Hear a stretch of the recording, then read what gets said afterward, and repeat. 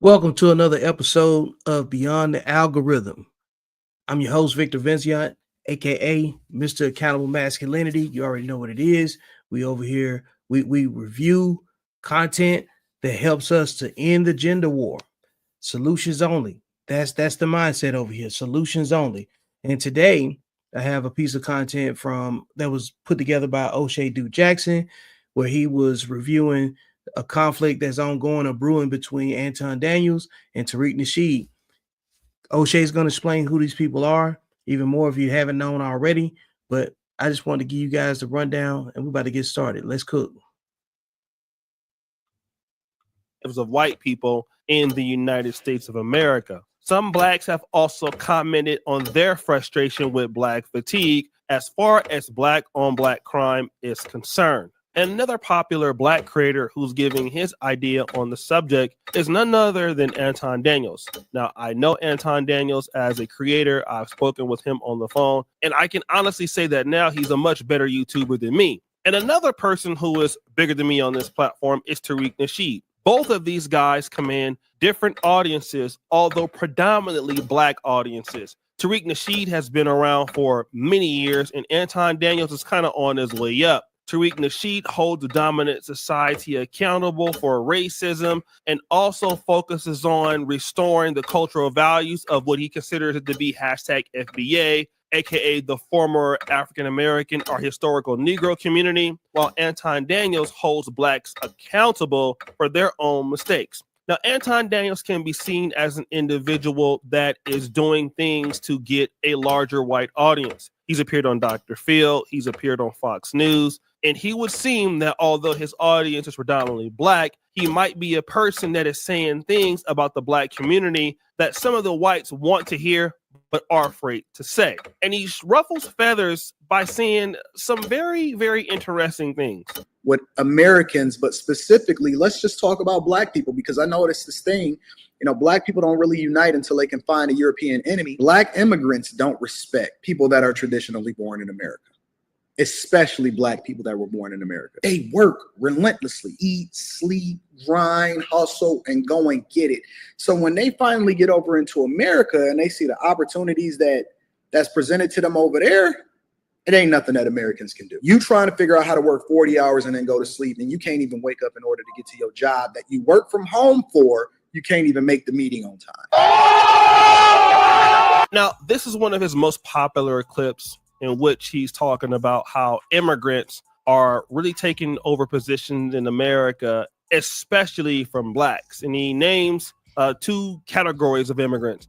Africans and Caribbeans. Okay, these people are coming over from third world nations, while African Americans tend to be apathetic, hashtag FBA. And so these are the people that are beating blacks to the punch, while blacks are complaining and not doing very much. Then he made a very controversial statement about this.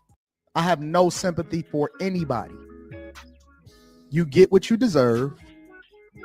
Wherever it is that you are in life, that's your bed, sleep in it. I don't care where you were born. I don't care where you come from. I see immigrants coming over here every day from third world countries, outworking you, outpacing you, and making you look bad. I don't care about your reparations. Listen, I don't care if you ever get it. As a matter of fact, I'm advocating against it because it's going to up my dollar and make inflation go out of control. And so I don't want them to pay you. I don't want you to have nothing. Don't give these motherfuckers nothing. As a matter of fact, not only do I not want you to get nothing from reparations, I think that they should tax you for breathing. Now, he said here that reparations is something that even blacks don't deserve. And I remember when this first came out, it was a big statement. Everybody was talking about it, and many folks don't agree, including myself, right? And I've talked to Anton Daniels privately because I do know him about some of these things we're talking about today. But this next video is even more important. And then we had the panel on Monday night where I basically said that white people are starting to get fed up. And that is the whole premise behind black fatigue, is that nobody wants you to continue to play victim for the rest of your life. They tired of being held accountable for things that their ancestors did They tired of you blaming all of your failures and the things that you weren't able to accomplish on white people. They're tired of you sitting there saying that you're a victim every single day, regardless of what your circumstances, regardless of what you've been given.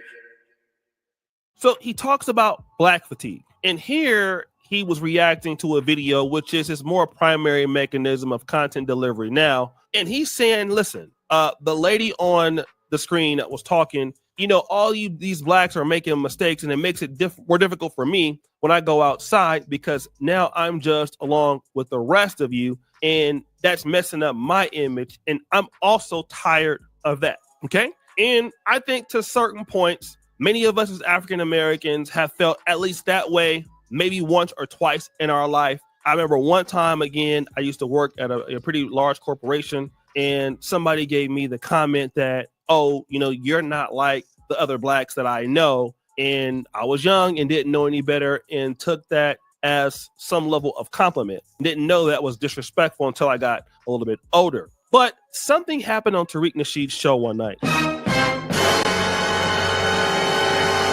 A caller called in and asked a particular question. Hey, do you know Anton Daniels? Tariq Nasheed then responds with this answer. No, I kind of seen like some thumbnails of him or whatever. I haven't really watched this joint though. Is he a tether? I think he is. I think he is. Man, I think he is because I know he said some little slick shit about me, which you know he's just clout chasing.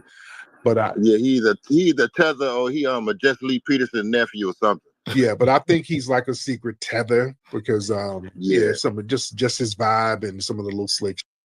But yeah. And I'm not trying to give him no clout, but yeah, I think he's a tether. Yeah, I think and we got a lot of that. We got a lot of these little undercover tethers out here.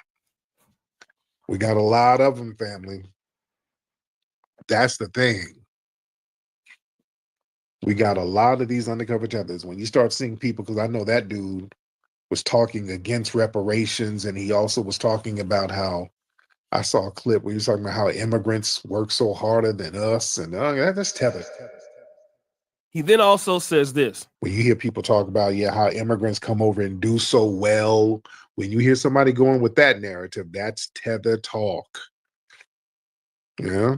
Now, Tariq Nasheed says that Anton Daniels is a tether. From what I understand, Anton Daniels is #FBA. He's from Detroit, Michigan, and he's been from that area for a long time. But the question is, does Anton Daniels have valid points about the behavior of people in our community? The answer is yes, right? We got to be honest. There are things that Anton Daniels talks about that are definitely uncomfortable truths about African Americans, okay? Now, here's the issue that people will have with somebody like Anton Daniels. It's the over-exhaustion of criticism coming from him, which what people will believe that the reason why he's doing it is because he's trying to clickbait somebody, or he's speaking on the behalf of other people, a larger, broader audience, or he has some level of intention on doing so, right? Which that I can't prove as to what his real intention is.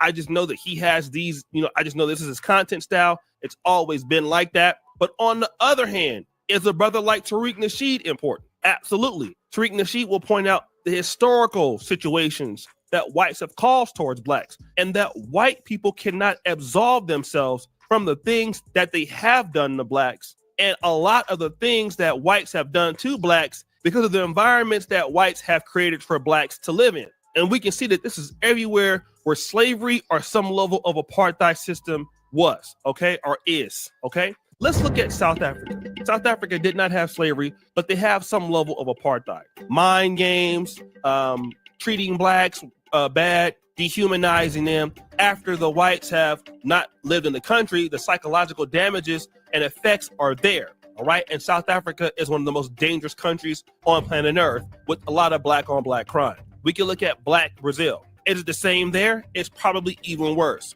All of that psychological damage caused, and you see black Brazilians at the bottom with a lot of self-hatred, if you want to call it like that. It is a part of that system. The United States is similar, okay? So on 3 different continents, we see 3 different situations, but similar, not necessarily the same, and blacks behaving in similar values. Now, I understand that we need to hold each other accountable, which Anton Daniels talks about, and that's needed. But also at the same time, understanding the other part of ourselves and who also created that is also powerful. So who's right with Tariq Nasheed and Anton Daniels? To be honest, they're both right, okay?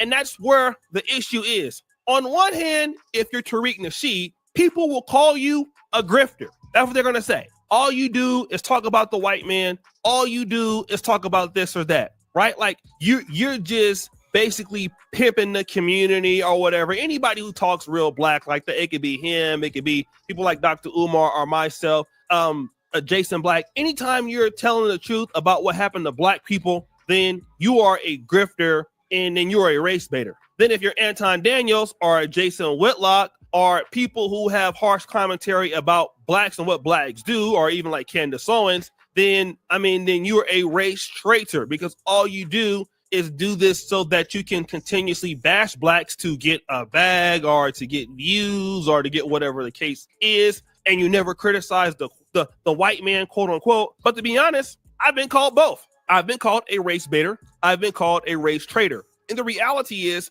one part that is missing from us and the black community is the extreme levels of accountability.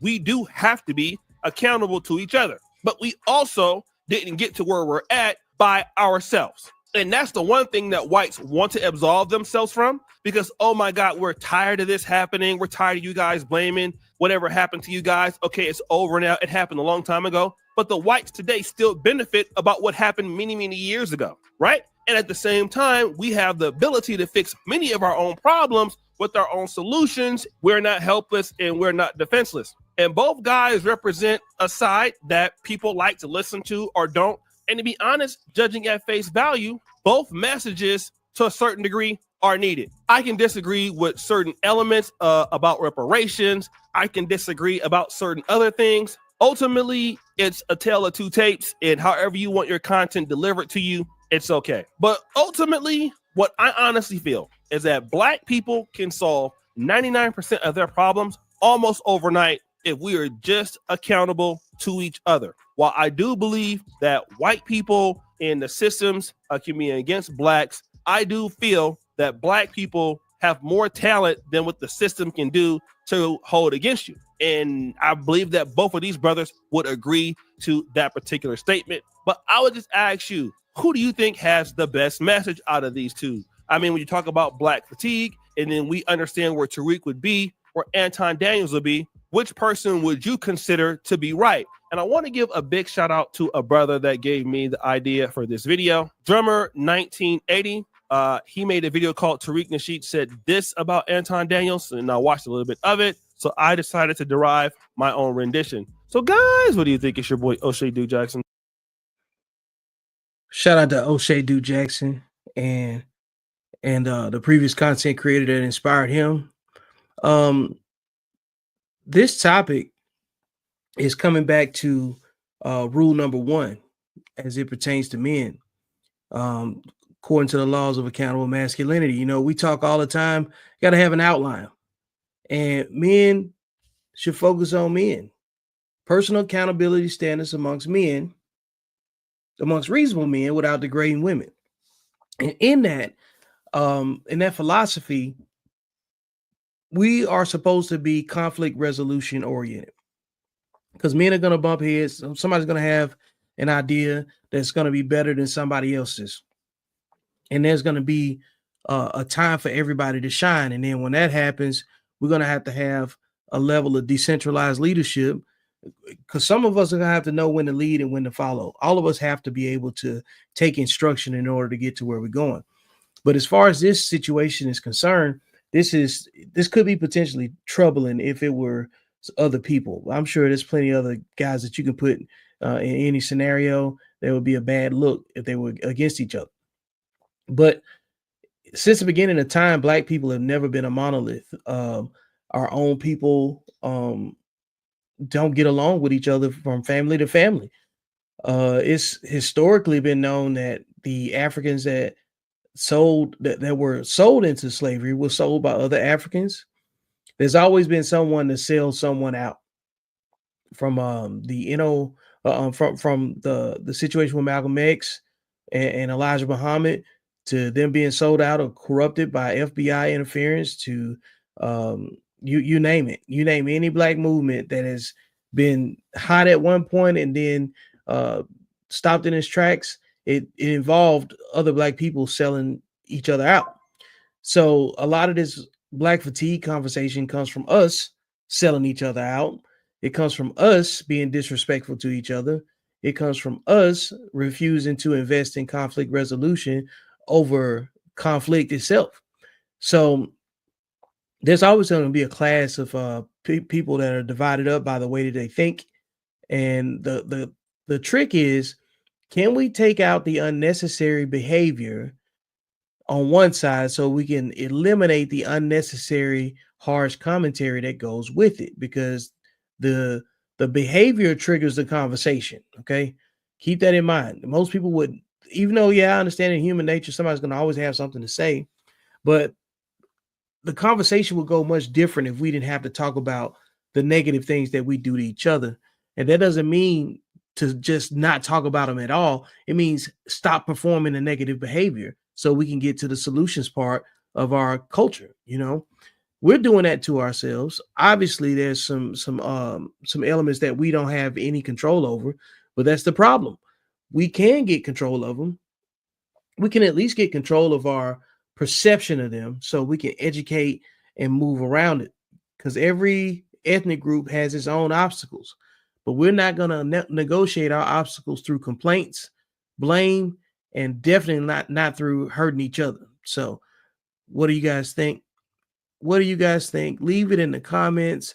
We want to solve some problems over here, and this is also part of the gender war, because as long as you have men in conflict with each other, the children and the women will go unprotected. Just like you would watch some kind of a nature documentary and they'll show wild dogs losing the kill that they went after to the hyenas, because the wild dogs are fighting for each other, fighting each other for the kill that they just had, or any other animal that hunts and preys on other animals.